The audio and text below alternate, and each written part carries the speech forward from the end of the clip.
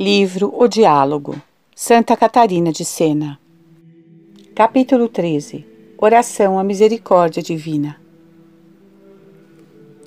Então aquela serva, ébria, incapaz de se dominar, como que em pé diante de Deus, dizia: Ó misericórdia divina, que disfarças os defeitos humanos.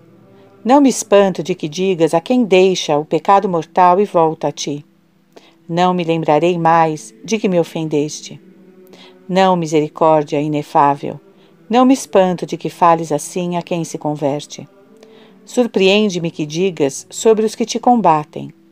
Quero que oreis por eles, a fim de que eu os perdoe. Ó misericórdia, Pai, que procede da tua divindade e que pelo teu poder governa o mundo inteiro. Tua misericórdia nos criou. Tua misericórdia nos recriou no sangue de teu Filho. Tua misericórdia nos conserva. Foi ela que levou Jesus a atirar-se aos braços da cruz, na batalha da vida contra a morte, da morte contra a vida. Então a vida venceu a morte do pecado, enquanto a morte que vem do pecado destruiu a vida física do Cordeiro sem manchas. Mas quem foi o vencido? A morte. Quem o vencedor? Tua misericórdia. Tua misericórdia produz a vida, concede a luz, revela o Espírito em todos os homens, santos e pecadores. Reluz nas alturas do céu, em teus santos, e se me volto para a terra, como ela é abundante aqui. Tua misericórdia brilha mesmo na escuridão do inferno, porque não dá aos condenados todo o castigo que merecem. Com tua misericórdia mitigas a justiça. Por tua misericórdia nos lavaste no sangue. Por misericórdia vieste conviver com os homens. Ó louco de amor! Não te foi suficiente nascer, quiseste até morrer. Não te foi suficiente morrer. Desceste à mansão dos mortos, de lá retirando os antigos pais, a fim de realizar neles a verdade e a misericórdia. Porque prometes o prêmio a quem te serve com retidão, desceste ao limbo para libertar os que te haviam servido, dando-lhes a recompensa pelos cansaços. Vejo que a misericórdia te obrigou a conceder mais coisas ainda aos homens. Ficaste como alimento. Por sermos fracos, a Eucaristia nos alimenta. Por sermos faltosos e esquecidiços, nos recorda os teus benefícios. Eis porque nos dá todo dia esse alimento, fazendo-te presente no sacramento do altar, mediante a hierarquia da Santa Igreja. Quem faz tudo isso? Tua misericórdia. Ó misericórdia, afoga-se o meu coração ao pensar em ti. Para qualquer lado que me volte, só encontro misericórdia. Ó Pai eterno, perdoa a minha insensatez, pois tive a ousadia de falar na tua presença. Que teu misericordioso amor me lance o perdão diante da tua bondade. Capítulo 14. Deus fala sobre os pecadores. 1. O que vão pelo rio do pecado. Após falar com o coração aberto sobre a misericórdia divina, aquela serva esperava humildemente que se realizasse a promessa feita antes. Deus Pai retomou então a palavra e disse: Filha muito querida, discorreste diante de mim sobre a misericórdia, porque eu te fiz compreender a profundidade daquela afirmação. Estes, os pecadores, são as pessoas por quem peço que rezais. Mas procure entender que minha misericórdia é infinitamente maior do que pensas. Tua capacidade é imperfeita, limitada, ao passo que perfeito e infinito é o meu perdão. Impossível fazer comparações, senão aquela da finitude com o infinito. Quis que experimentasses o que é tal misericórdia, bem como qual seja a dignidade do homem revelada a ti antes. Quero que entendas melhor a maldade e crueldade dos pecadores que vão pelo rio do pecado. Começam por conceber o mal no próprio íntimo, enfermando-se. Depois o praticam exteriormente e perdem a graça. Afogados no rio do falso amor mundano, Eles morrem para a graça. Assemelham-se ao cadáver privado de sensações que já não se move a não ser carregado por outros. Nos pecadores, assim mortos, a memória já não retém a recordação da minha misericórdia. A inteligência não compreende minha verdade, preocupada que está com a própria sensualidade e pessoa. A vontade permanece insensível à minha vontade e apega-se às realidades mortas. Com a morte dessas três faculdades, toda atividade interna e externa do pecador se esvazia quanto à graça. O pecador já não consegue defender-se dos inimigos, já não reage sem meu auxílio. Sempre é verdade, porém, que este morto possui o livre-arbítrio durante esta vida mortal no corpo, e ao implorar socorro, sempre o terá de mim. Mas, sozinho, nada fará. O pecador é insuportável a si mesmo. Pretendendo ser o dono do mundo, deixa-se dominar pelo nada, o pecado. Sim, o pecado é um nada, e tais pessoas são seus escravos. 2. Seus principais defeitos. Os pecadores haviam recebido a graça no santo batismo. Deles eu fizera árvores de amor. Transformaram-se em árvores de morte, pois estão mortos, como disse antes. Sabes onde nascem suas raízes? No solo do orgulho. Sua seiva é o egoísmo, medula a impaciência, rebento a falta de discernimento. São esses os 4 vícios principais do homem, que se tornou árvore de morte com a perda da graça. No seu íntimo vive o verme do remorso, mas é pouco sentida a sua presença devido à cegueira do egoísmo. Como o alimento desta árvore brota do orgulho, a pobre alma vive cheia de ingratidão, que dá origem a todos os males. Se o pecador tivesse gratidão pelos benefícios recebidos, conheceria a si mesmo em mim, amar-me-ia. Mas ele é um cego que vai tateando pelo rio do pecado, inconsciente de que as águas não o esperam. Os frutos mortais desta árvore são tão numerosos quanto os tipos de pecado. Uns são alimentos de animais para os que vivem na imundície, revolvendo o corpo e o espírito na lama da carne, à semelhança do porco no chiqueiro. Ó homem embrutecido, onde deixastes a tua dignidade?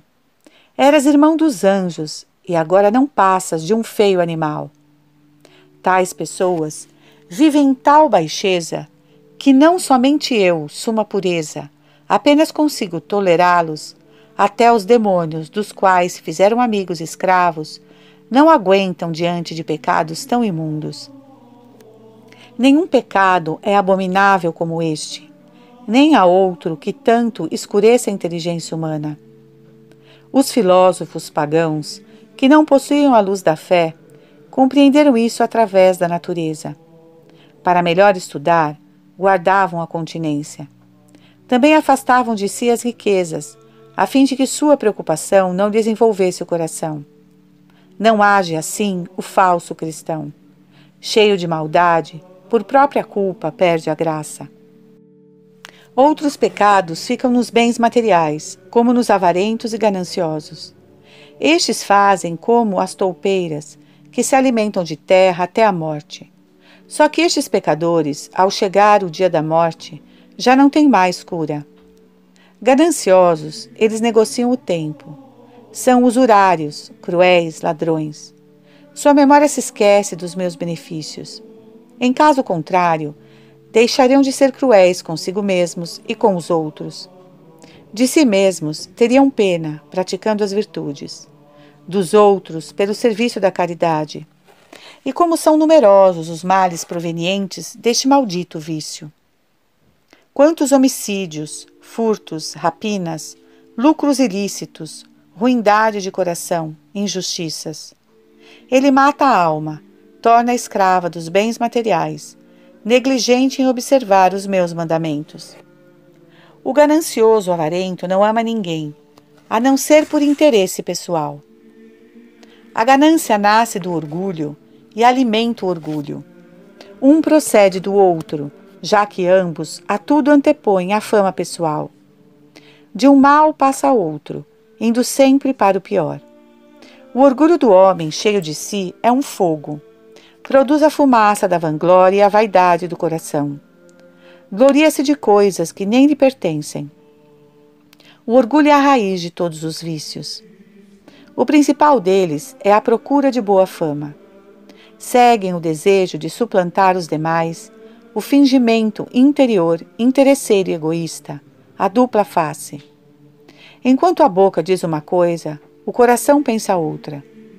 Oculta-se a verdade, mente-se para tirar proveito.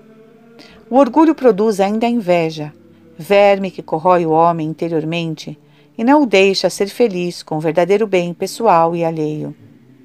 Em estado tão infeliz, como poderão esses tais auxiliar os necessitados, se vivem a desfrutar dos outros? Como podem afastar sua alma da lama, quando mais e mais a afundam? Algumas vezes ficam tão embrutecidos que perdem o respeito pelas próprias filhas e parentes, cometendo com elas muitas ações más. Tolero-os apenas para que se corrijam, sem ordenar à terra que os engula. Como poderiam eles dar a vida pela salvação alheia, quando recusam distribuir os bens materiais? Como poderiam dar amor se a inveja os martiriza? Ó vícios miseráveis, que materializam o céu, que é a alma. Chamo a alma de céu, porque havia mudado em lugar onde habitava pela graça. Nela me escondia, pelo amor a transformar em minha mansão. Qual mulher adúltera, ela me abandonou. Mais que a mim, ama a si mesma, as pessoas e as coisas. Faz de si mesma seu Deus, e agora me ofende com numerosos e diferentes pecados. Tudo porque não pensa nos favores do sangue derramado num grande incêndio de amor. A terceira categoria de vícios é a daqueles que se pavoneiam no poder, tendo como insígnia a injustiça contra Deus, contra o próximo, contra si mesmos. Contra si mesmos, porque não cumprem o dever de serem virtuosos. Contra mim, por faltarem à obrigação da honra, da glória e do louvor. São ladrões que usurpam o que me pertence para dá-lo à sensualidade. Desse modo, são injustos para comigo. Relativamente a si mesmos, são cegos e maus. Não reconhecem minha presença. Tudo por causa do egoísmo. Agem como judeus e doutores da lei, os quais, por inveja e egoísmo, nada haviam ou entendiam sobre a verdade, meu filho. Não reconheceram a vida eterna que estava entre eles. Jesus lhes dizia: o reino de Deus está no meio de vós. Lucas 17, 21. Eles não entendiam. Por quê? Por terem perdido a luz da razão. Devido a isso, não me honravam, não me glorificavam, nem a meu filho. Este o motivo pelo qual, como cegos, foram injustos, perseguindo-o com 1000 afrontas, até matá-lo na cruz. Além de serem injustos para consigo mesmos e para comigo, esses pecadores o são também para com os outros. Vendem a carne dos próprios súditos e de todos os que lhe caiam nas mãos. 3. Julgamento falso e repreensões divinas. Por causa desses e de outros vícios, os pecadores pronunciam um falso julgamento, como passo a explicar-te. Embora sejam retas as minhas ações e praticadas com amor e justiça, eles continuamente se opõem a elas. Foi com semelhante falso juízo, envenenado ainda pela inveja e orgulho, que os judeus injustamente condenaram a atividade de meu filho. Mentindo, eles diziam: ele age na força de Beelzebu. Mateus 12, 24. Hoje comportam-se da mesma maneira os pecadores, cheios de egoísmo, impureza, orgulho, ganância e inveja. Baseados em interpretações falsas, impacientes, outros defeitos. Em tudo se opõem a mim e aos meus servidores, que chamam de fingidos. Donos de um coração corrompido e de uma viciada percepção dos fatos, julgam más as coisas boas e vice-versa. Ó cegueira humana, que nem respeitas a própria dignidade. Sendo grande, fazes-te pequena. De senhora, tu fazes-te escrava do mais vil patrão, o pecado. Tornaste semelhante àquele a quem serves, e como o pecado é nada, a nada te reduzes. Perdeste a vida, encontraste a morte. O Verbo encarnado, meu Filho único e ponte de glória, deu aos homens vida e grandeza. Eram escravos do demônio e ele os libertou. Para que cumprisse tal missão, tornei-o servo. Para cobrir a desobediência de Adão, exigi que obedecesse. Para confundir o orgulho, humilhou-se até a morte na cruz. Por sua morte, destruiu o pecado. Já ninguém pode dizer: restou este ou aquele vício que não foi remido com seus sofrimentos. No intuito de livrar a humanidade da morte eterna, fez do seu corpo uma bigorna, como já disse antes, e usou todos os remédios. No entanto, os pecadores desprezam seu sangue, pisoteiam-no com um amor desordenado. Esta é a injustiça, este o julgamento falso a respeito do qual o mundo é e será repreendido até o dia do juízo final. A esse respeito, dizia meu filho, mandarei o Paráclito. Ele repreenderá o mundo da injustiça e do julgamento falso. João 16:8. Tal repreensão começou quando enviei o Espírito Santo sobre os apóstolos. São 3 as repreensões. Repreensão 1. A voz da Igreja. A primeira repreensão iniciou, como acabei de dizer, com a vinda do Espírito Santo sobre os discípulos. Fortalecidos pelo meu poder, iluminados pela sabedoria do amado Filho, receberam a plenitude do Espírito Santo.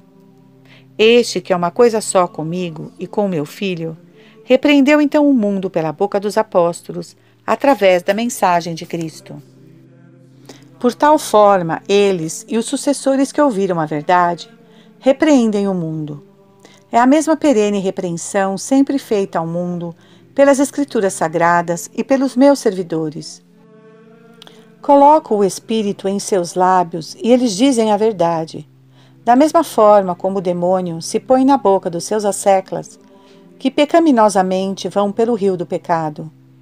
É a mesma doce e contínua repreensão realizada por mim, com imenso amor pela salvação humana. Não se pode dizer: ninguém me chamou a atenção. A todos foi mostrada a verdade sobre o vício e a virtude, sobre os frutos da virtude e as consequências do pecado.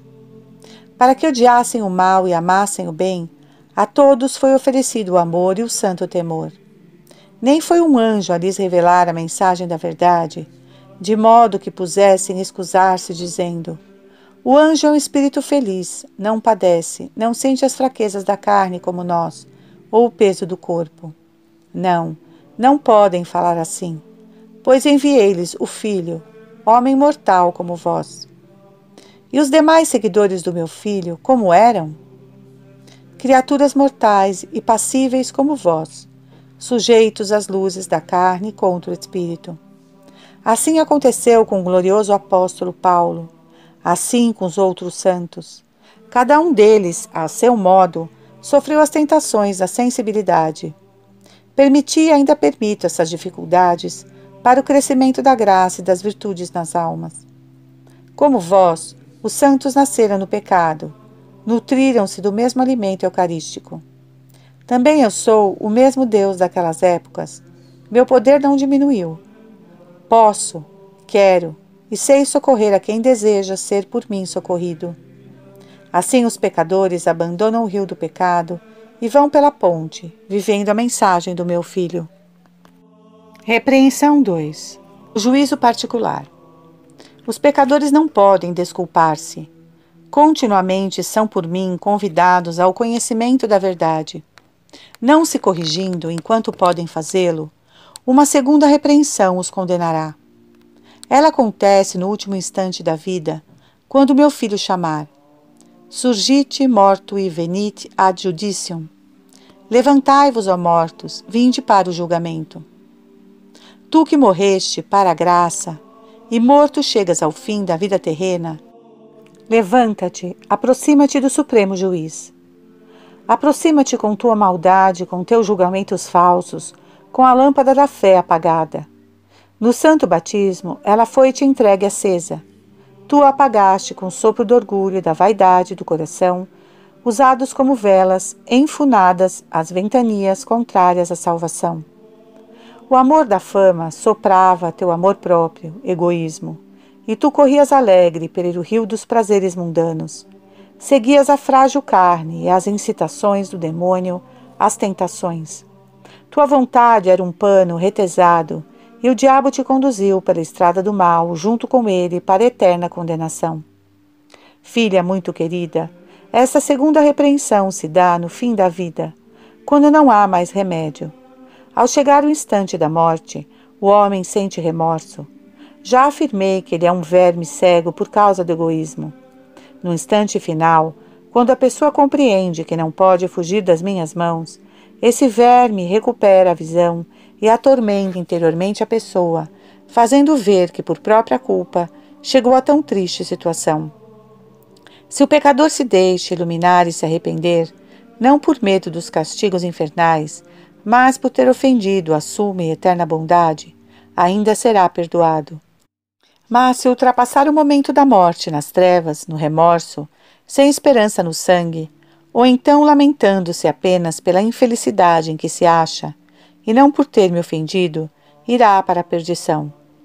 Sobrevirá, pois, a repreensão pela injustiça e pelo falso julgamento. Em primeiro lugar, a repreensão da injustiça e do julgamento falso em geral, praticados no conjunto de suas ações.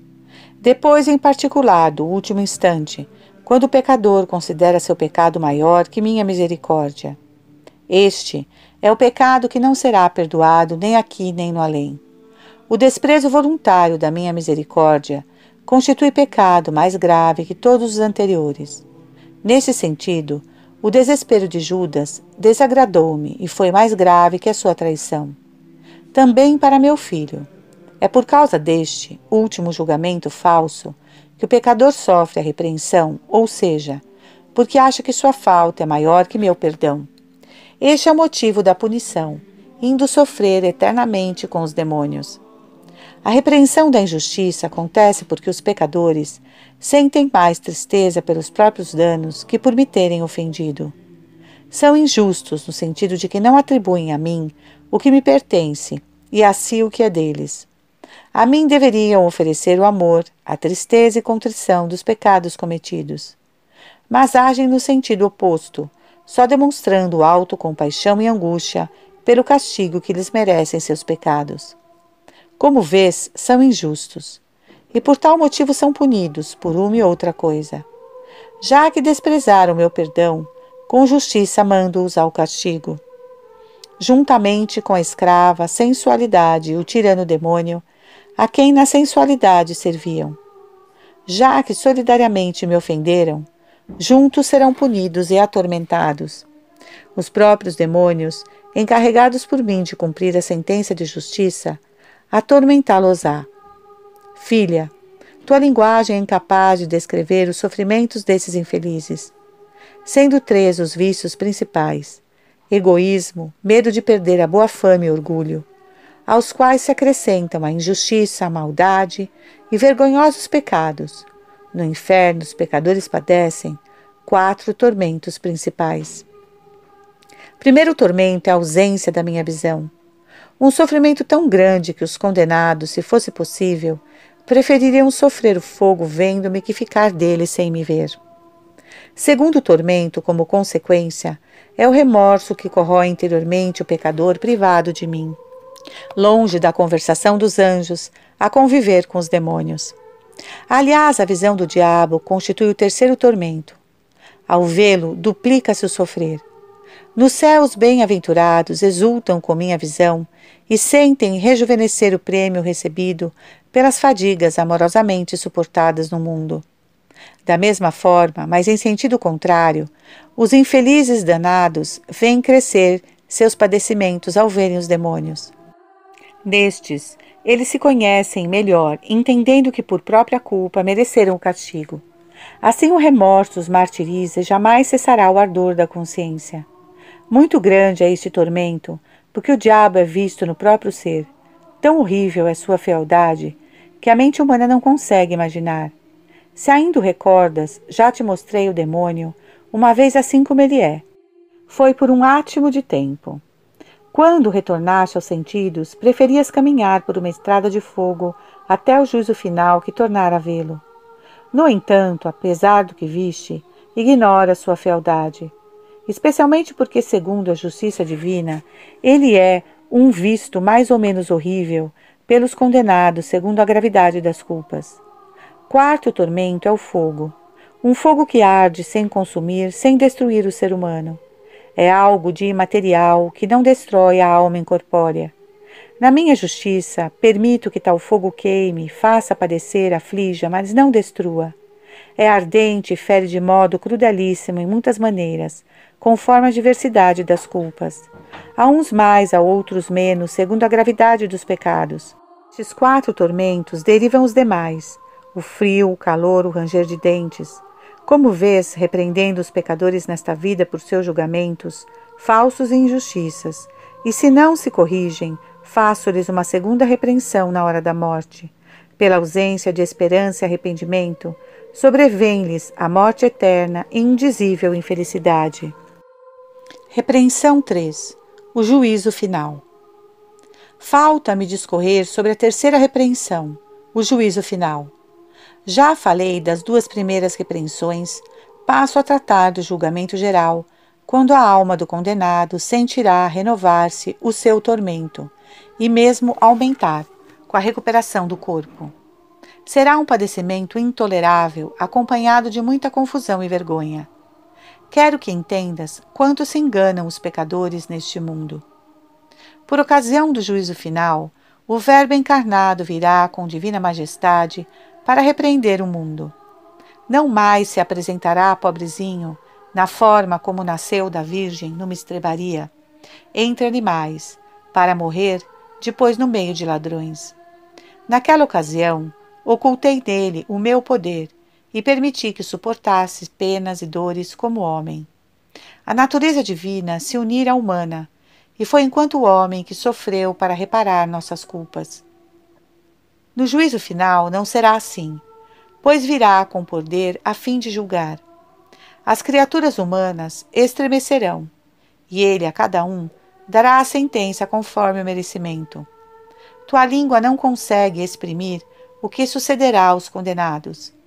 Para os bons, Jesus será motivo de temor santo e alegria imensa.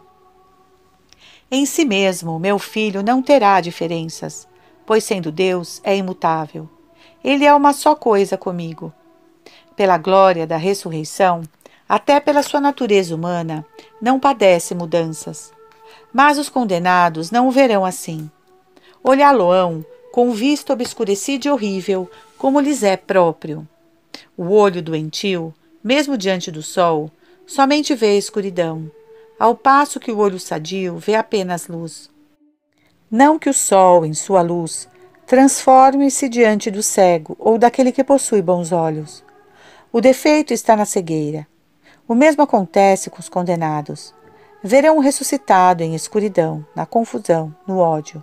Repito, não por imperfeição da majestade divina, que virá julgar o mundo, mas por causa da própria cegueira. Grande é o ódio dos condenados, pois já não amam o bem. Blasfemam continuamente contra mim. Queres saber por que já não podem desejar o bem? É porque no fim desta vida vincula-se o livre-arbítrio. Com o cessar do tempo já não se merece mais. Quem termina essa existência no pecado mortal, por direito divino fica para sempre apegado ao ódio, obstinado no mal, a roer-se interiormente. Seus sofrimentos irão aumentando sempre, especialmente por causa das demais pessoas que por sua causa irão para a condenação. Tendes a respeito disto o exemplo do rico Epulário, que suplicava a Lázaro para que fosse até seus irmãos no mundo, a fim de adverti-los sobre os futuros castigos. Ele não agia assim por amor e compaixão deles. Não tinha mais a virtude da caridade, nem poderia desejar-lhes o bem, seja querendo honrar-me ou salvar os irmãos. Já te disse que os condenados ao inferno não podem fazer o bem. Eles só blasfemam contra mim, uma vez que suas vidas acabaram no ódio a todo o bem. Por que então o rico epulário fala daquela maneira? Porque fora o mais velho dos irmãos e dera-lhes maus exemplos durante a vida. Pessoalmente, era causa de condenação eterna para eles. Se viessem para sua companhia, teria seus próprios tormentos aumentados. 4. A felicidade dos santos. Também o homem justo, ao encerrar sua vida terrena no amor, já não poderá progredir na virtude. Para sempre continuará a amar no grau de caridade que atingiu ao chegar até mim. Também será julgado na proporção do amor. Continuamente me deseja, continuamente me possui. Suas aspirações não caem no vazio. Ao desejar, será saciado. Ao saciar-se, sentirá ainda fome, distanciando-se assim do fastio da saciedade e do sofrimento da fome. Os bem-aventurados gozam da minha eterna visão. Cada um no seu grau, de acordo com a caridade em que vieram participar de tudo o que possuo. Por terem vivido no meu amor e no amor dos homens, por terem praticado a caridade em geral e em particular, qual fruto de um único amor desfrutam, na alegria e gozo, dos bens pessoais e comuns que mereceram. Colocados entre os anjos e santos, como eles se rejubilam na proporção do bem praticado na terra.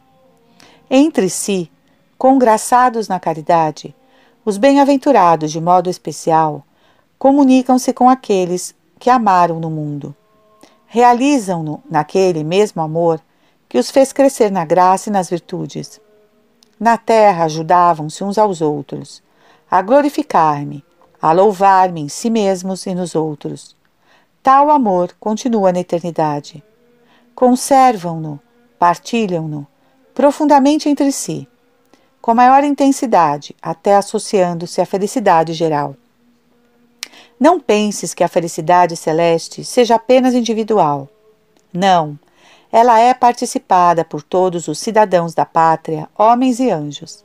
Quando chega alguém à vida eterna, todos sentem sua felicidade da mesma forma como ele participa do prazer de todos. Não no sentido que os bem-aventurados progridam ou se enriqueçam, pois todos são perfeitos e não precisam do acréscimo. É uma felicidade, um prazer, um júbilo, uma alegria que se renova interiormente ao tomarem eles conhecimento da riqueza espiritual do recém-chegado. Todos compreendem que ele foi elevado da terra à plenitude da graça, por minha misericórdia. Naquele que chegou, todos se alegram, gratos pelos dons de mim recebidos. O novo eleito, igualmente, sente-se feliz em mim e nos bem-aventurados, neles contemplando a doçura do meu amor. Em seus anseios, os eleitos clamam continuamente diante de mim em favor do mundo inteiro. Suas vidas haviam terminado no amor fraterno, continuam no mesmo amor. Aliás, foi exatamente por tal caridade que passaram pela porta que é meu filho, conforme explicarei em seguida. Os bem-aventurados continuam no céu eternamente aquele mesmo amor com que encerraram a vida terrena. Conformam-se inteiramente à minha vontade, só desejam o que eu desejo. Chegando ao momento da morte em estado de graça, seu livre arbítrio fixa-se no amor e eles não pecam mais.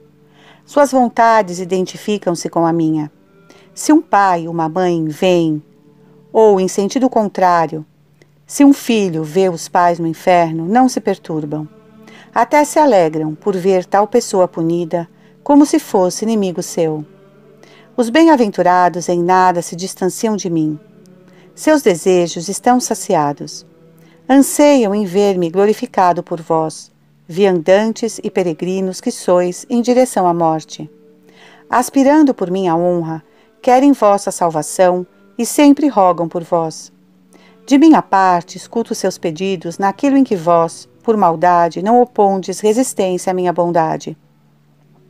Os bem-aventurados desejam recuperar seus corpos, todavia não sofrem por sua ausência. Até se alegram na certeza de que tal aspiração será realizada. A ausência do corpo não lhes diminui o prazer. Não é angustiante, não faz sofrer. Nem julgues que a satisfação de ter o corpo após a ressurreição lhes traga a maior bem-aventurança. Se isso fosse verdade, seria sinal de que a felicidade anterior era imperfeita, enquanto não o rehouvessem, e isso não pode ser. De fato, nenhuma perfeição lhe falta. Não é o corpo que faz feliz a alma, mas o contrário. Quando esta recupera o corpo no dia do juízo, participará ele da plenitude da perfeição da alma.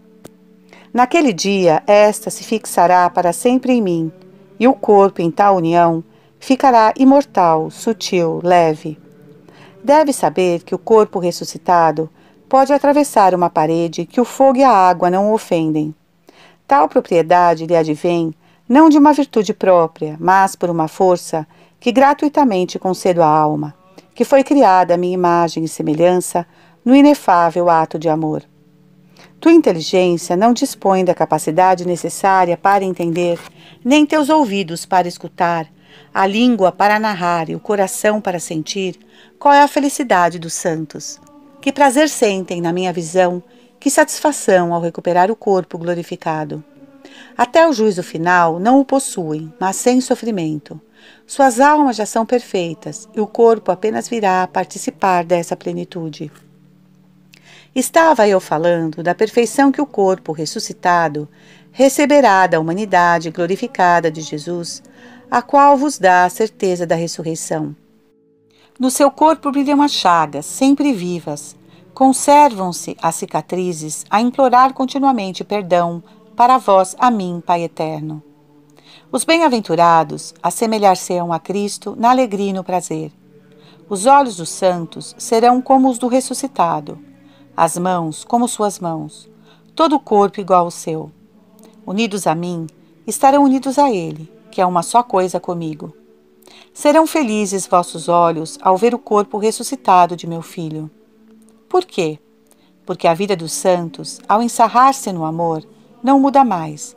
Como não podem praticar um bem ulterior, gozam daquilo que trouxeram. Já não fazendo obras meritórias, somente nesta vida é possível merecer ou pecar, segundo o livre parecer da vontade, aguardam o juízo final sem temor, mas também com alegria. Desse modo, a face de Cristo não lhe será um rosto severo e irado. Morreram no meu amor e no amor do próximo. Quando Cristo vier julgar com majestade divina, não o verão com severidade. Tal acontecerá com os que serão condenados. Estes verão o ressuscitado com rosto severo e justo. Para os santos, sua face mostrar-se-á amorosa e cheia de misericórdia. 5. A condenação eterna. Ocupei-me da felicidade dos santos para que entendesses melhor a infelicidade dos condenados ao inferno. Aliás, outro tormento destes últimos é ver quantos bem-aventurados são felizes. Tal conhecimento acrescenta-lhes a pena, da mesma forma como a condenação dos maus leva os justos a glorificar minha bondade. A luz é mais evidente na escuridão, e a escuridão na luz. Conhecer a alegria dos santos é dor para os réus do inferno. Os condenados aguardam com temor o dia do juízo final. Sabem que então seus sofrimentos aumentarão. Ao escutar o terrível convite, Surgit mortui venit ad judicium, a alma retornará ao corpo. Para os bem-aventurados será um corpo de glória. Para os réus, um corpo para sempre obscurecido. Diante do meu Filho sentirão grande vergonha, também diante dos santos. O remorso martirizará a profundidade do seu ser, quero dizer a alma, mas também o corpo. Acusá-los-ão o sangue de Cristo por eles derramado, as obras de misericórdia espirituais e corporais do meu Filho, o bem que eles mesmos deveriam ter praticado em benefício dos outros segundo o Evangelho. Terá seu castigo a maldade com que trataram os irmãos, pois eu mesmo, compassivo, perdoara-lhes. Serão repreendidos pelo orgulho, egoísmo, impureza, ganância, e tudo isso reavivará seus padecimentos. No instante da morte, somente a alma é repreendida. No juízo final, também o corpo, por ter sido instrumento da alma na prática do bem ou do mal, conforme a orientação da vontade. Todo bem e todo mal é feito através do corpo. Por esse motivo, minha filha, os justos terão no corpo glorificado uma luz e um amor infinitos. Já os réus do inferno sofrerão pena eterna em seus corpos, usados para o pecado. Ao recuperar o corpo diante de Jesus ressuscitado, os réus sentirão um tormento renovado e acrescido. A sensualidade sofrerá na sua impureza, vendo a natureza humana unida à divindade, contemplando este barro adâmico. Vossa natureza, colocada acima de todos os coros angélicos, enquanto eles, os maus, estarão no mais profundo abismo. Os condenados verão brilhar sobre os eleitos a liberalidade e a misericórdia, quais frutos do sangue de Cristo. Saberão das dificuldades suportadas pelos bons e que agora se mostram em seus corpos como frisos de adorno para as vestes. O valor de tais sofrimentos físicos não provém do corpo, mas da riqueza da alma. É ela que dá ao corpo o merecimento da luta, como a companheira na prática das virtudes. Tal exteriorização se verifica porque o corpo manifesta o resultado das batalhas da alma, como espelho reflete a face do homem. Ao se verem privados de tamanha beleza, os habitantes das trevas verão surgir nos próprios corpos os sinais dos pecados e terão maiores tormentos e confusão. E ao soar aquela terrível sentença, ide malditos para o fogo eterno, suas almas e corpos encaminhar-se-ão para a companhia dos demônios, sem mais remédio nem esperança. Cada um a seu modo se envolverá na podridão em que viveu na terra, de acordo com as ações que praticou. O avarento arderá na sua ganância dos bens, que desordenadamente amou. O maldoso na sua ruindade, o impuro na imunda e infeliz concupiscência, o injusto nas suas iniquidades, o rancoroso no seu ódio pelos outros. Quanto ao egoísmo, fonte de todos os males, arderá como princípio causador de tudo em sofrimentos insuportáveis. O orgulho terá igual sorte. Assim, corpo e alma serão punidos em todos os vícios. 6. Sumário e exortação. É desse modo que chegam ao próprio fim os homens que vão pela estrada inferior no rio do pecado, sem refletir e reconhecer as próprias culpas, sem implorar o perdão. Nas pegadas do demônio, pai da mentira, entram pela porta do engano e chegam à condenação eterna. Vós, como filhos meus escolhidos, ide pela estrada de cima, pela ponte, conservai-vos no caminho da verdade, entrai pela porta verdadeira. Foi o que ensinou meu filho. Ninguém vai ao Pai senão por mim. João 14,15. Ele é a porta e o caminho que conduzem a mim, oceano de paz. 7. Os pecadores e o fim da vida. Aos homens que caminham pela estrada da mentira, resta apenas, qual fruto, a água morta, para onde o demônio os convida. Tendo perdido a iluminação da fé, quais cegos e loucos, sem entendimento, seguiram-no como se ele dissesse: quem tem sede de água morta, vem a mim, que eu lhe a darei. Sirvo-me do demônio, qual instrumento de minha justiça, para atormentar os que me ofendem. Nesta vida o coloquei qual tentador, molestando os homens, não para que estes sejam vencidos, mas para que conquistem a vitória e o prêmio pela comprovação das virtudes. Ninguém deve temer as possíveis lutas e tentações do demônio. Fortaleci os homens, dei-lhes energia para a vontade no sangue de Cristo. Demônio ou criatura alguma conseguem dobrar a vontade. Ela vos pertence, é livre. Vós, pelo livre-arbítrio, é que escolheis o que querer, ou não querer, alguma coisa. A vontade, todavia, pode ser entregue como arma nas mãos do diabo, que pode usá-la para vos ferir e matar. Se a pessoa não lhe dá essa arma, se não consente ante as tentações e lisonjas do maligno, jamais pecará por tentação. Sairá dela até fortalecido e compreenderá que permito as tentações unicamente para vos conduzir ao bem e comprovar vossa virtude. A caminhada para o bem passa pelo conhecimento de si e de mim. Este duplo conhecimento aumenta do tempo da tentação, no sentido de que o homem toma consciência da própria nulidade. Percebe que não consegue evitar as dificuldades indesejáveis.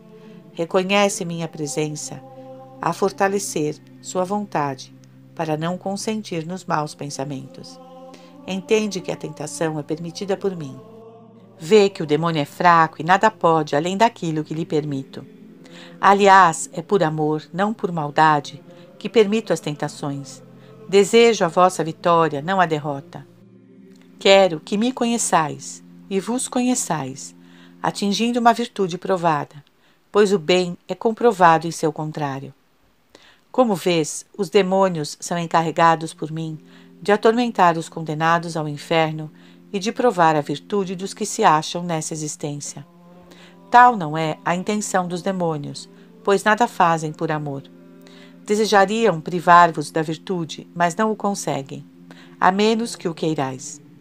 Vê como é grande a tolice humana, cedendo justamente onde tornei o homem mais forte e consignando-se nas mãos do diabo. Esforça-te por entender. É voluntariamente que os condenados se entregam ao demônio na hora da morte. Disse voluntariamente, já que ninguém os pode obrigar a isso. Sem aguardar qualquer julgamento, logo depois do último suspiro, os pecadores julgam-se a si mesmos pela própria consciência e se põem sob o perverso domínio do maligno. Desse modo, desesperados, condenam-se. No instante supremo, com muito ódio, encaminham-se para o abismo, e antes mesmo de chegar a ele, voluntariamente o escolhem como paga, junto aos demônios seus senhores. Aqueles que morrem na caridade perfeita, quando atingem o derradeiro instante, após ter vivido na perfeita iluminação da fé, na fé e na esperança do sangue do Cordeiro, contemplam o prêmio que lhes preparei. Com amor o acolhem. Apertam-me com os laços da afeição, qual bem sumo e eterno. Antes de deixar o corpo, antes de morrer, já gozam da vida eterna. Outros, que haviam passado a vida na caridade comum e atingem o último momento sem essa perfeição, também acolhem o prêmio eterno com a nossa fé e esperança, mas de modo imperfeito. Sentem-se culpados, mas reconhecem que minha misericórdia é maior que seus pecados. Os pecadores não agem assim. Ao divisar o lugar que lhes toca, recebem-no com ódio. Uns e outros nem esperam o julgamento. Logo que deixam esta vida, cada um vai para o seu lugar, pressentindo e apreendido antes mesmo de deixar o corpo na morte. Os condenados para o inferno com ódio e desespero, os perfeitos com amor, fé e esperança. Os imperfeitos, com fé no perdão, vão para o purgatório. 8. A ilusão do pecado. Eu disse antes que o demônio convida os homens para a água morta, a única que lhe pertence, cegando-os com prazeres e satisfações do mundo. Usa o anzol do prazer e fisga-os mediante a aparência de bem. Sabe ele que por outros caminhos nada conseguiria. Sem o vislumbre de um bem ou satisfação, os homens não se deixam aprisionar. Por sua própria natureza, a alma humana tende ao bem. Infelizmente, devido à cegueira do egoísmo, o homem não consegue discernir qual é o bem verdadeiro, realmente útil ao corpo e à alma. Percebendo isso, o demônio maldoso apresenta-lhe numerosos atrativos maus, disfarçados, porém, sob alguma utilidade ou prazer. Adapta-se ele às diversas pessoas, variando atitudes e males conforme crê oportuno. De uma forma atenta o leigo, de outro religioso, o prelado, os chefes, a cada um conforme sua posição social. Falei dessas coisas porque o presente Estou ocupando-me dos pecadores que se afogam pelo rio do pecado. São homens egoístas que só pensam em si mesmos. Amam a si mesmos. Ofendem-me. Já disse para onde se encaminham. Agora quero mostrar-te como se iludem, pois ao tentar fugir dos sofrimentos, em sofrimentos caem. Julgam que o fato de me seguir através da ponte Cristo seja causa de muita fadiga, por isso voltam atrás com medo dos espinhos. Na realidade, tal atitude procede da cegueira e ignorância da verdade, como te fiz ver no início de tua vida, quando rogavas misericórdia em favor do mundo, desejosa de que eu o libertasse do pecado mortal. Naquela ocasião, mostrei-me a ti na figura de uma árvore. Não vias onde começava, nem onde terminava. Somente percebias sua raiz na terra. A terra era a vossa natureza humana, unida à natureza divina, em Cristo. No tronco da árvore, se ainda recordas, havia alguns espinhos. Evitavam-nos os amantes da própria sensualidade, os quais corriam para um monte de palha, símbolo dos prazeres humanos. A palha assemelhava-se ao trigo. Vias que muitos ali morriam de fome.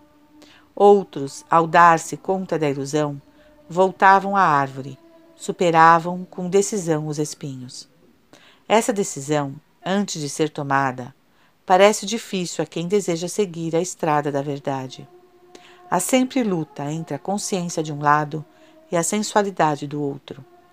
Mas quando a pessoa virilmente renega a si mesma e se decide dizendo: quero seguir Cristo crucificado, então ela quebra aqueles espinhos e descobre inestimável doçura. Foi o que te fiz ver aquela vez. A doçura será maior ou menor conforme a boa disposição e o esforço pessoal. Então eu te disse: sou o Deus imutável, não me escondo de quem me procura. Embora sendo invisível, mostrei-me visível aos homens em Cristo. Fiz ver o que é amar algo fora de mim. Infelizmente os homens, cegos pela fumaça do egoísmo, não me conhecem, não se conhecem. Vê como se iludem. Preferem morrer de fome do que superar um pequeno espinho. Mas não ficarão sem dificuldades. Nesta vida ninguém vive sem cruz, a não ser aqueles que caminham pela estrada superior. Eles também sofrem, mas sua dor não aflige.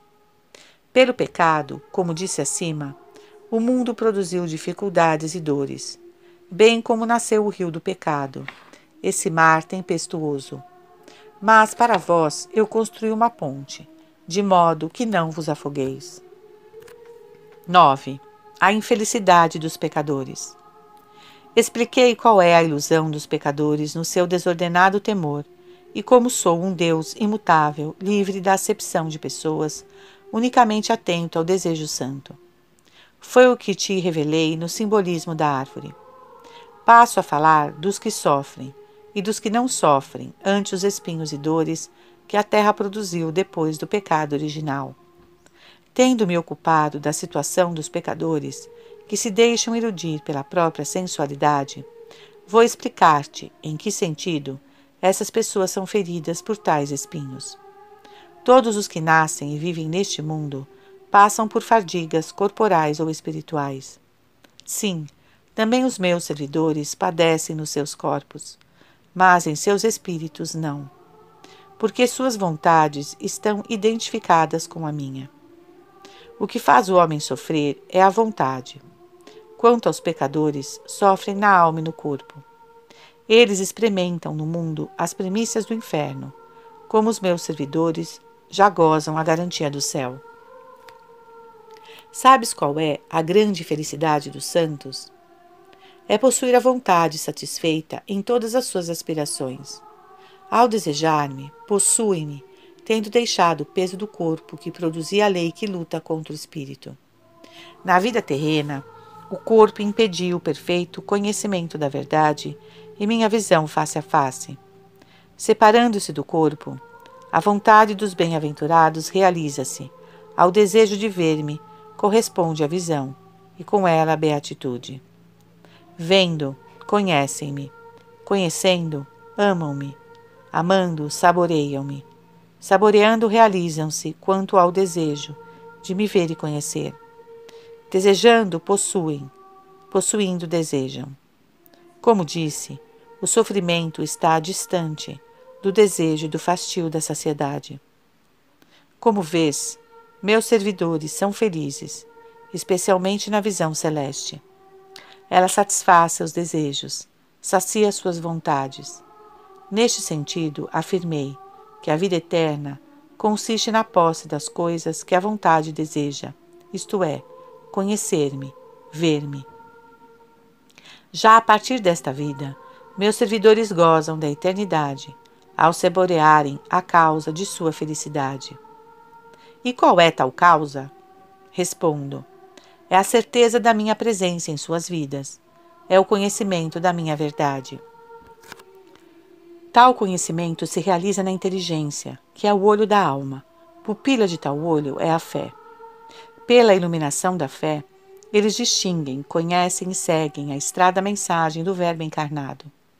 Sem a fé, ninguém reconhece tal estrada. A semelhança daquele que possuísse o olho, mas coberto por um pano. Sim, a pupila deste olhar é a fé. Nada haverá que encobrir sua inteligência com o pano da infelicidade por causa do egoísmo. Tal pessoa terá inteligência, mas não a luz para conhecer. Portanto, tais pessoas, vendo, conhecem, conhecendo, amam, amando, afogam e destroem a vontade própria. Tendo-a destruído, revestem-se da minha vontade, a qual desejo unicamente a vossa santificação. Com isso deixam o rio do pecado, sobem para a ponte, superam os espinhos, que já não lhes machucam, os pés do amor. Já se conformaram à minha vontade. Neste sentido, como disse acima, meus servidores não padecem no espírito, mas somente no corpo. O querer sensível já morreu, ele que é a fonte de sofrimento e dor para o homem. Destruída essa vontade sensível, o sofrimento desaparece, e meus servidores tudo passam a tolerar com respeito. Consideram como graça as dificuldades que permito. Só desejam o que eu desejo. Quando deixo que os demônios os atormentem com tentações para provar suas virtudes, como expliquei antes, eles a superam com a intervenção da vontade por mim fortalecida. Humilham-se, consideram-se indignos de sossego e merecedores de castigo. Vivem, pois, na alegria, sem sofrer.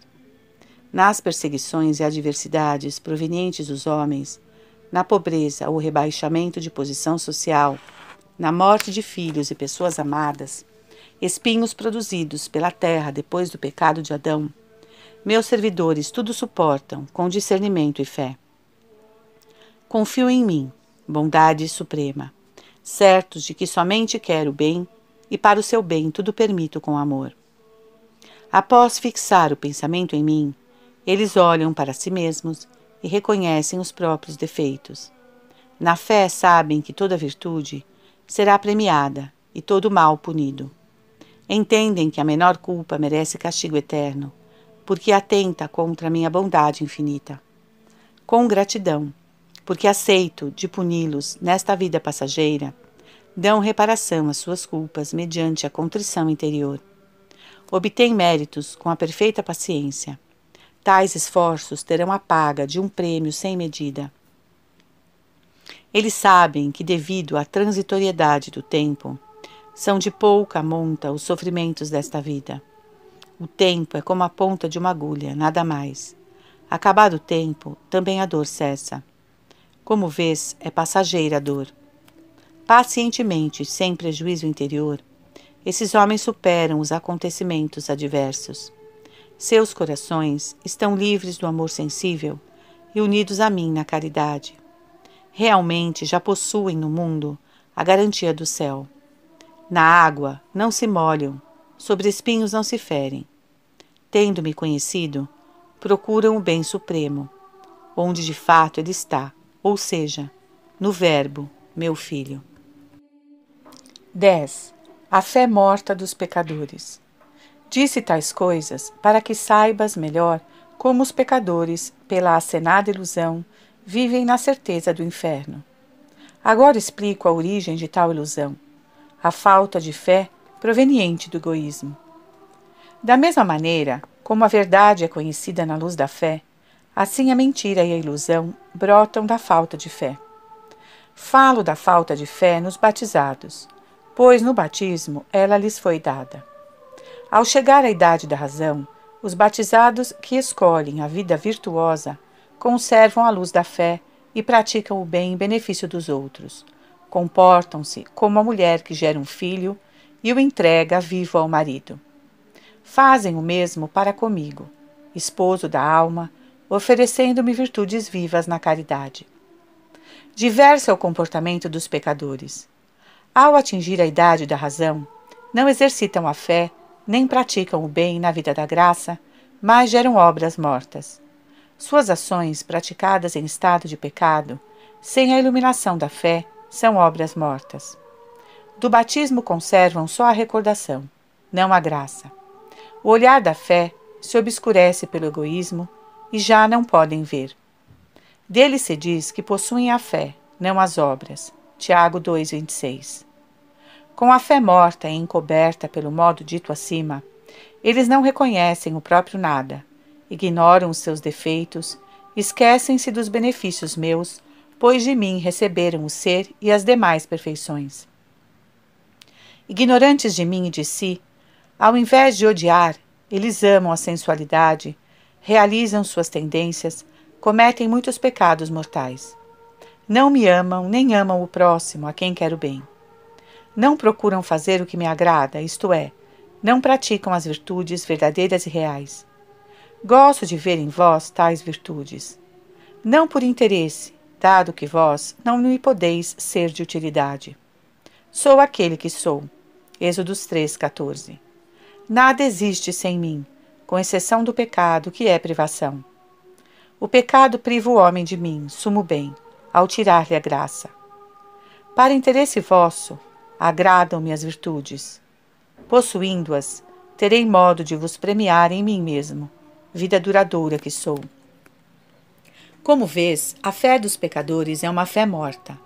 Não possuem as obras, e as que possuem não merecem a vida eterna, devido à ausência da caridade. Assim mesmo, eles devem praticar o bem, com ou sem a graça. Toda obra boa será remunerada, como todo mal terá seu prêmio. Quando praticada no estado de graça, a boa obra merece o céu. Quando feita em pecado, embora sem merecimento, terá sua paga de várias maneiras. Umas vezes concedo vida mais longa, ou inspiro a meus servidores contínuas orações em favor, com que tais pessoas se convertem. Outras vezes, em lugar de vida mais longa e das orações, concedo bens materiais. Neste caso, os pecadores são como animais de engorda para o matadouro. Esses homens que sempre resistem à minha bondade, fazem, no entanto, algum bem, mesmo em seu estado de pecado. Se recusam converter-se, através dos meios acima citados, com que eu chamo vida mais longa, preces, recompenso o pouco de bem que fazem. Dou-lhes bens temporais com os quais engordam. Não havendo mesmo conversão, vão para o suplício eterno. 11. Os pecadores e as riquezas. Enganam-se, pois, os pecadores. Ao se privarem da luz da fé, tornam-se cegos e caminham tateando, agarrando-se a tudo que encontram. Com olhar obscurecido, afeiçoam-se aos bens materiais e passageiros, iludem-se como tolos que veem o ouro e não o veneno. Deve saber que as realidades materiais, com seus prazeres e deleites, quando conseguidas e conservadas sem mim, só por egoísmo desordenado, não passam de escorpiões enganadores. Na tua juventude, depois da visão da árvore, se te fiz ver escorpiões com cabeça de ouro e cauda de veneno. O ouro e o veneno confundiam-se, mas o aspecto que primeiro se via era o do ouro. Apenas conseguiam escapar do veneno aqueles que estavam iluminados pela fé. Como te disse naquela ocasião, tais pessoas eram os que eliminavam o veneno da própria sensualidade. Os que preferiram possuir bens materiais eram os que usavam sua inteligência na aquisição, posse e uso do ouro deste mundo. As almas desejosas de grande perfeição desprezavam o ouro, afetiva e efetivamente. Como te afirmei aquela vez, estes últimos são os que seguem os conselhos evangélicos quanto ao desejo e quanto à prática, conforme o legado de Cristo. Outros, na posse de bens, seguem os conselhos somente pelo desejo, não na vida prática. Como os conselhos estão ligados aos mandamentos, ninguém vive esses últimos se não segue os conselhos, se não efetivamente, pelo menos quanto ao desejo. Em outras palavras, o cristão que possui bens deve fazê-lo na humildade, sem orgulho, como coisa emprestada, não própria. Dou-vos os bens para o uso. Tanto possuís quanto concedo. Tanto conservais quanto permito. E tanto permito quanto julgo útil à vossa salvação. Tal há de ser a vossa atitude quanto ao uso dos bens materiais. Assim fazendo, o cristão obedece aos mandamentos, amando-me sobre todas as coisas e ao próximo como a si mesmo, e conserva o coração desapegado das riquezas, afetivamente, como nada possuindo. Não se apega aos bens, não os possui em oposição aos meus desígnios. Possui externamente, ao passo que seu íntimo é pobre. Tais pessoas, como disse, eliminam o veneno do egoísmo. São os cristãos da caridade comum. Os cristãos da caridade perfeita já obedecem aos mandamentos e seguem os conselhos afetiva e efetivamente. Com simplicidade, praticam quanto meu filho aconselhou na passagem do jovem rico, Mateus 19, 16 e seguintes. Quando este lhe perguntou: "Que poderia eu fazer, mestre, para alcançar a vida eterna?" Ele respondeu: "Observa os mandamentos da lei." Então o jovem prosseguiu: "Eu já os observo." Jesus retomou: "Bem, se tu queres ser perfeito, vai, vende o que tens e dá aos pobres." O jovem ficou triste, porque amava exageradamente os bens que possuía. Os perfeitos não se comportam assim, ou seja, após ter praticado os mandamentos, deixam o mundo com seus prazeres, mortificam o corpo com penitência, fazem vigílias e preces contínuas e humildes. Os cristãos da caridade comum, embora possuam bens, vão também eles para o céu. Não são obrigados a possuir. Se querem tê-los, devem comportar-se na maneira explicada. Não é pecado ter bens. Todas as coisas são boas e foram criadas por mim para a utilidade dos homens. Mas tais cristãos não devem virar escravos dos prazeres sensíveis. Se querem ter posses, façam-no, mas como dominadores delas, não como dominados.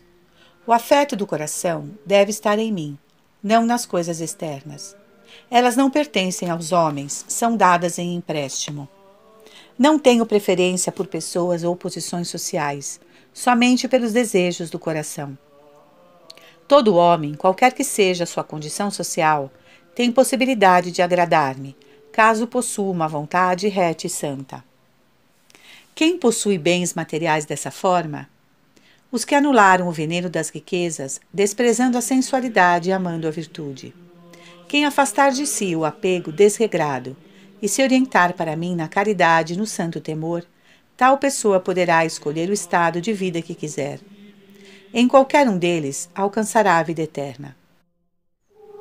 Suponhamos que seja mais perfeito e mais agradável a mim que o homem viva interior e exteriormente despojado dos bens materiais. Se uma pessoa não sentir a coragem de abraçar tal perfeição devido a alguma fraqueza pessoal, que permaneça na caridade comum, qualquer que seja seu estado de vida. Em minha bondade, dispus que assim fosse, para que nenhuma pessoa viesse a desculpar-se por pecados cometidos em determinadas situações. Ninguém poderá dar desculpas. Sou condescendente com as tendências e fraquezas humanas. Se as pessoas desejam viver no mundo, possuir bens, ocupar altas posições sociais, casar-se, ter filhos, trabalhar por eles, façam-no. É lícito viver em qualquer posição social, contanto que se evite o veneno da sensualidade, o qual pode conduzir à morte perpétua. Não sendo vomitada e medicada qual veneno, A sensualidade prejudica e mata. É ela o escorpião do amor mundano. Os bens materiais, como disse antes, são bons em si mesmos. Foram criados por mim bondade infinita. Os homens hão de usá-los como lhes aprouver, mas no temor e no amor autênticos. O perigo está na vontade pervertida do homem. É ela que envenena e mata a alma quando não se purifica pela penitência e caridade. Embora pareça um remédio amargo, a confissão é eficaz para curar o veneno da sensualidade. Vê onde está o engano dos pecadores. Sendo-lhes possível possuir-me, fugir da angústia, viver alegres e consolados, preferem o mal de um bem aparente, correm atrás do ouro, com desordenado amor. Cegos em grande infidelidade, não percebem a ilusão, envenenam-se sem medicar-se, carregam-se com a cruz do diabo e vivem na certeza do inferno. 12. Os pecadores sofrem. Expliquei antes que é a vontade que faz o homem sofrer. Meus servidores não sofrem porque se despojaram da própria vontade e se revestiram da minha. Eles vivem contentes, sentem minha presença em suas almas. Mesmo que possuíssem o mundo inteiro, não seriam felizes se eu estivesse ausente. As realidades terrenas são menores que o homem. Para ele foram criadas, não vice-versa. Por tal motivo, os bens materiais não satisfazem. Somente eu sou capaz de saciar o homem. Já os infelizes pecadores, como cegos, afadigam-se continuamente, à procura de uma felicidade fora de mim, e sofrem. Queres saber como sofrem? Quando alguém perde algo com o que se identificara, seu apego faz sofrer. É o que acontece com os pecadores, identificados por vários modos com os bens materiais. Eles se materializam. Uns identificam-se com a riqueza, outros com a posição social, outros com os filhos. Uns se afastam de mim por apego a uma pessoa, outros transformam o próprio corpo em animal imundo e impuro. Todos eles assim se nutrem de bens terrenos. Gostariam que tais realidades fossem duradouras, mas não o são. Passam como o vento. São perdidas por ocasião de mortes ou de outros acontecimentos por mim dispostos. Diante de tal perda, os pecadores entram em sofrimento atroz, pois a dor da separação se compara à desordenada afeição à posse. Se os pecadores usassem os bens materiais enquanto emprestados, sem nenhum sofrimento os perderiam. Angustiam-se por não mais ter o que amavam. O mundo não dá a felicidade total. Não se sentindo inteiramente saciados, os pecadores sofrem. Quanta ilusão produz, por exemplo, o remorso. Como se martiriza quem deseja vingar-se. O homem desejoso de vingança se corrói e morre antes mesmo de matar o inimigo. O primeiro morto é ele mesmo. Mata-se com o punhal do ódio. 1 Jó 3,15. Quantos padecimentos no ganancioso, que multiplica ao extremo suas necessidades, e o invejoso a morder-se no próprio coração.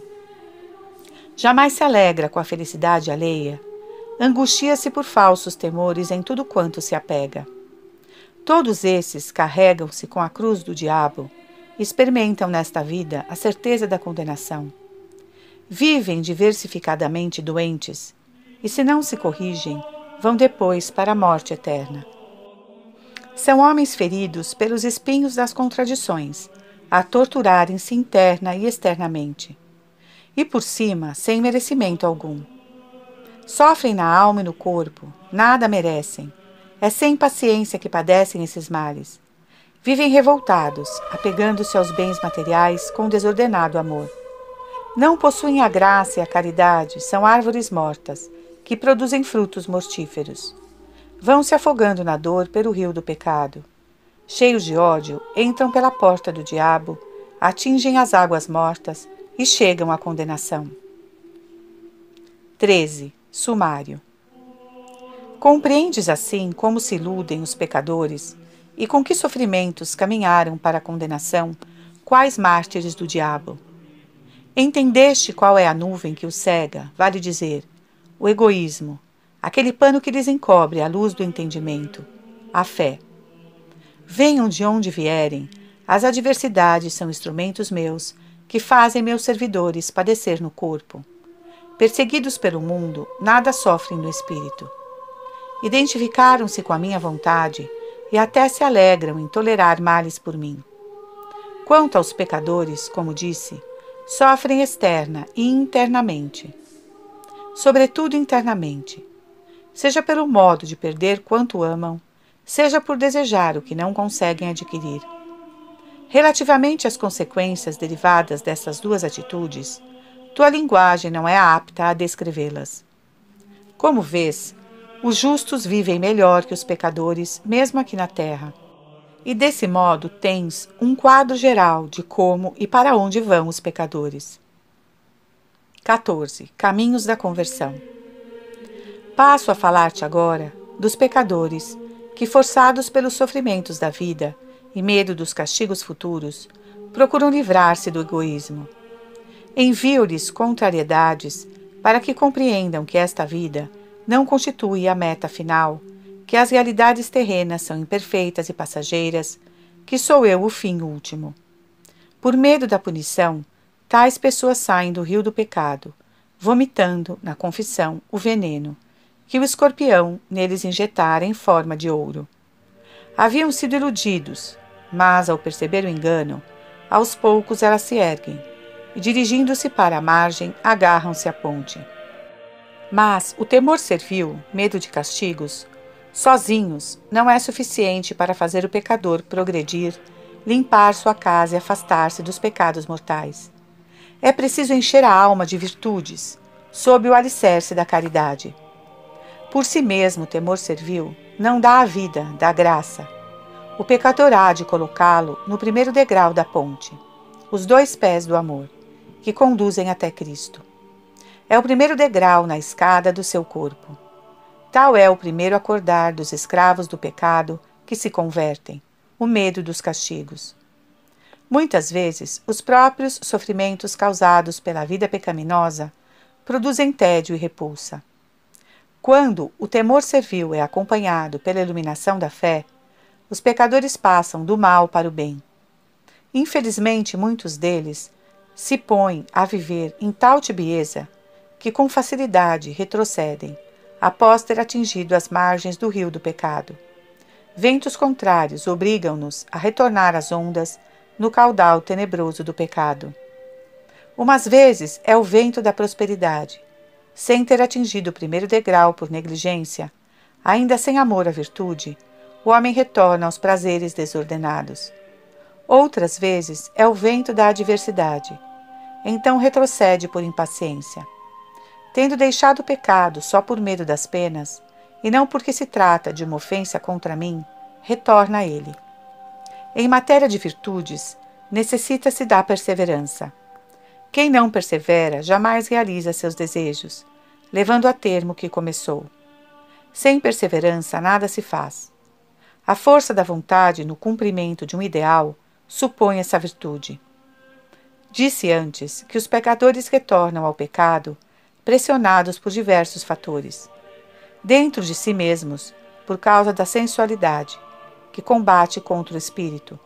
A partir das criaturas, enquanto se apegam a elas com desordenada atenção, ou se impacientam diante das ofensas. Enfim, por tentações do demônio, em combates variados e numerosos.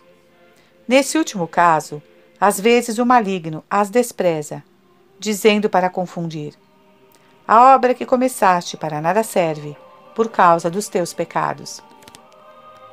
A intenção do diabo é fazer com que a alma volte atrás, abandonando o pouco que já fez.